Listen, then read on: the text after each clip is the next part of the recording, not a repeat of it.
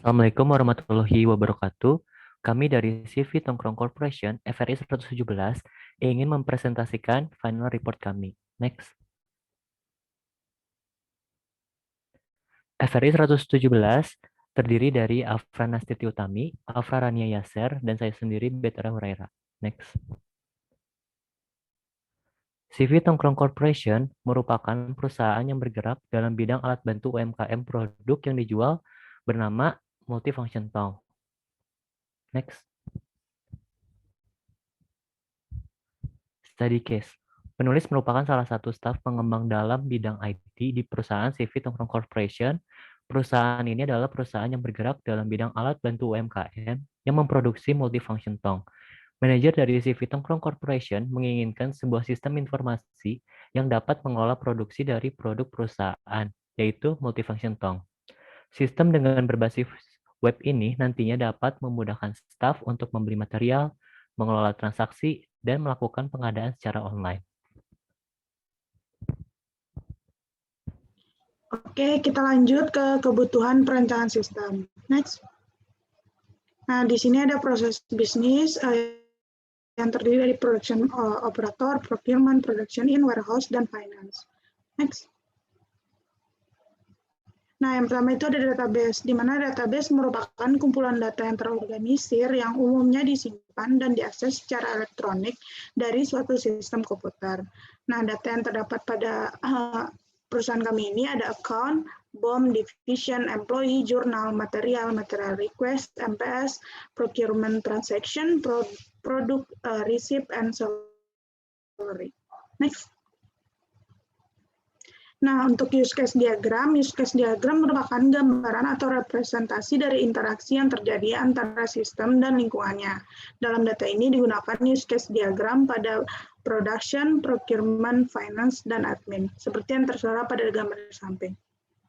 Next. Next. Ini untuk finance dan ini untuk admin. Next.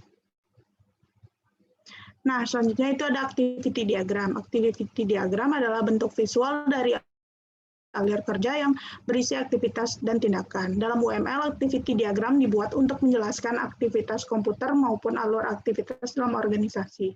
Activity diagram yang ada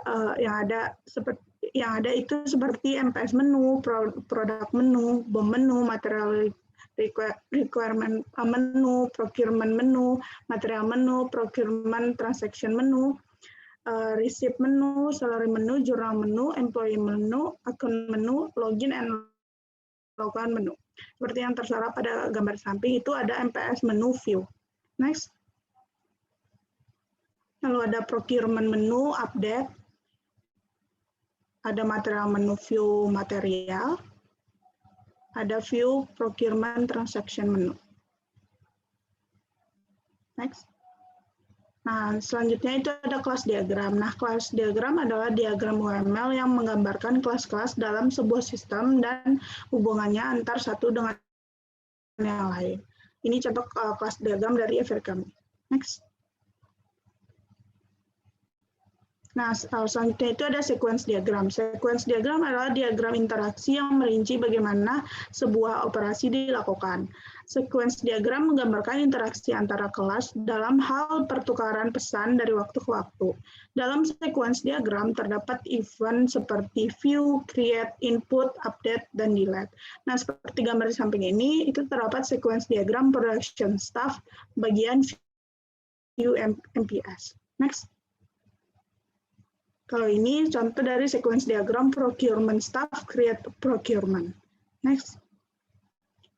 Lalu ini update material request menu. Lanjut. Lalu ini finance staff delete journal menu.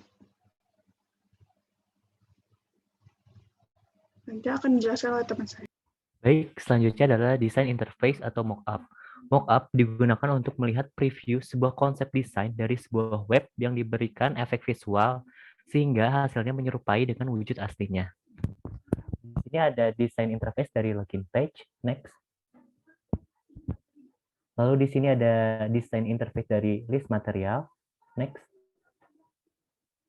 Lalu di sini ada desain interface dari list product. Next.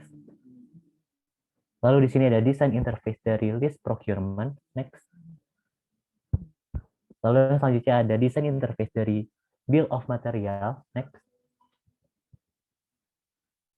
Lalu yang selanjutnya ada desain interface dari transaction. Next. Lalu selanjutnya ada desain interface dari list invoice. Next. Lalu selanjutnya ada desain interface dari list journal. Next. Lalu selanjutnya ada desain interface dari list receipt. Lalu selanjutnya ada list salary. Lalu selanjutnya ada list employee. Lalu selanjutnya ada list division. Lalu selanjutnya ada list account. Nah, selanjutnya saya akan menampilkan source code yang digunakan untuk membuat aplikasi kita. Yang pertama ini ada auth code-nya, lalu ini untuk login-nya, lalu ini untuk codingan logout, bisa kita ke configuration untuk mengkonekkannya ke database. Lalu untuk admin, berikut tampilan codingannya. Lalu untuk employee ketiga, yang pertama kita mau ke finance. Di finance ini contohnya. Lalu yang kedua ada procurement. Ini codingannya. Dan yang terakhir ada production. Nah, oke, selanjutnya saya akan menjelaskan aplikasinya. Oke, berikut merupakan tampilan home dari aplikasi kita. Nah, ini tampilan login-nya. Pertama-tama saya akan login ke admin. Nah, pada menu admin ini ada employee dan account. Bisa kita lihat di employee itu sesuai dengan employee dari Tongkong Corporation. Untuk saat ini ada Betara, Afrana City, dan Afra Tania. Yang berperan beda-beda. Betara Production, Afrana City Finance, dan saya sendiri sebagai procurement. Dan ini adalah account-account yang ada di aplikasi kita. Oke, selanjutnya saya akan login ke admin dari production.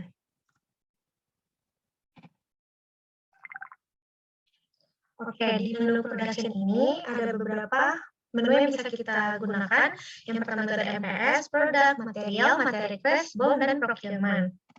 Di MPS itu, kita bisa melihat production statusnya, di sini complete. Lalu di produknya itu kita ada multifunction tom.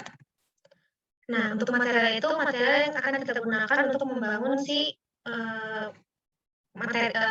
benda kita, multifunction tom kita. Lalu di sini ada materi request, kita bisa melihat request statusnya, ada bill of materialnya, lalu ada procurement-nya. Nah, selesai di production, kita akan masuk ke procurement.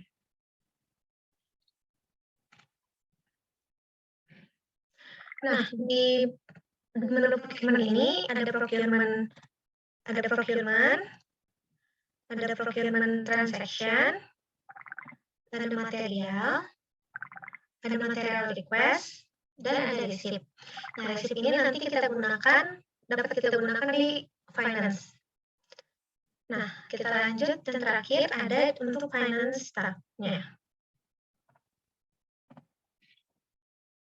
Nah, di finance staff ini ada jurnal, menu procurement transaction, menu salary, utility gaji tiap pegawainya, lalu ada receipt. Nah, dari receipt ini kita bisa ngeprint data yang sesuai di jurnalnya. Seperti ini. Oke, mungkin cukup sekian presentasi dari kelompok kami. Kurang lebihnya mohon maaf. Assalamualaikum warahmatullahi wabarakatuh.